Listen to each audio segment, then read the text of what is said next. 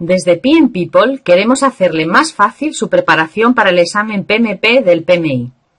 En el siguiente podcast podrá escuchar las preguntas del libro El director de proyectos a examen, capítulo 11, Gestión de los riesgos del proyecto, desde la pregunta número 16 a la pregunta número 20.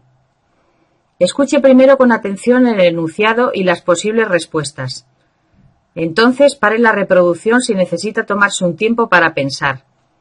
Después podrá escuchar los razonamientos de por qué una opción de las 4 es correcta y las otras opciones son incorrectas. Pregunta número 16. El análisis cuantitativo de riesgos normalmente sigue a A. Identificar los riesgos. B. Planificar la respuesta a los riesgos. C. Realizar el análisis cualitativo de riesgos. D. Supervisar y controlar los riesgos.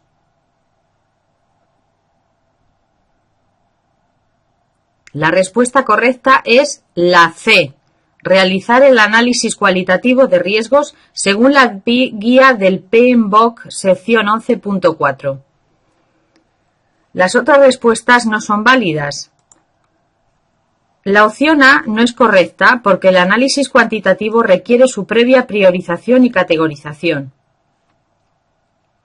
La opción B no es correcta porque planificar la respuesta a los riesgos es posterior. La opción D no es correcta porque supervisar y controlar los riesgos no pertenece al grupo de procesos de planificación. Pregunta número 17. ¿Cuál de los procesos siguientes desarrolla las opciones y determina acciones para mejorar las oportunidades y reducir amenazas sobre los objetivos del proyecto? A. Planificar la respuesta a los riesgos. B.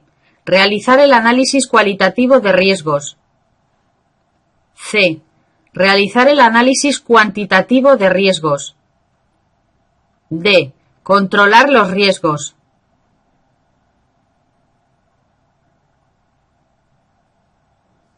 La respuesta correcta es la A. Planificar la respuesta a los riesgos, según la guía del PMBOK sección 11.5. Las otras respuestas no son válidas. Las opciones B y C no son correctas porque se refieren a analizar los riesgos. La opción D no es correcta porque pertenece al grupo de procesos de monitorización y control. Pregunta número 18.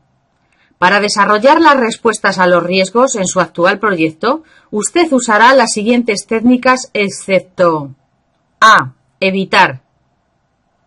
B. Transferir. C. Aprovisionar reservas para contingencias. D. Aceptar. La respuesta correcta es la C. Aprovisionar reservas para contingencias es parte de aceptar, según la guía del PMBOK sección 11.5. Las otras respuestas no son válidas, ya que son técnicas utilizadas en el proceso 11.5, planificar la respuesta a los riesgos. Pregunta número 19. Usted está trabajando en un proyecto consistente en el desarrollo de un nuevo producto software. Existe el riesgo de que el equipo especializado de las pruebas no esté disponible a tiempo y por eso usted ha enfocado de forma diferente las pruebas. Esto conlleva el riesgo de que las pruebas sean menos precisas. Esto es un ejemplo de A. Riesgo residual. B. Riesgo secundario. C. Una reserva para contingencias. D. Disparador. La respuesta correcta es la B.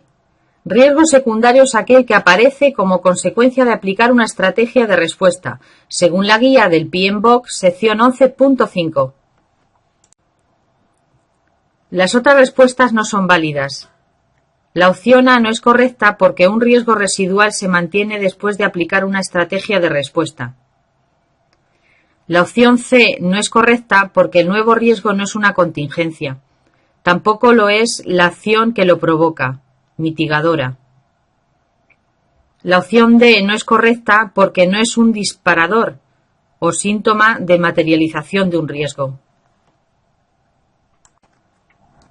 Pregunta número 20.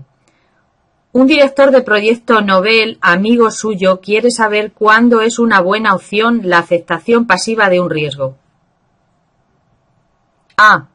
Cuando el equipo del proyecto es incapaz de identificar otra estrategia de respuesta. B. Cuando la probabilidad de que ocurra es baja. C. Cuando se trata de un riesgo residual. D. Cuando no es posible evaluar el riesgo.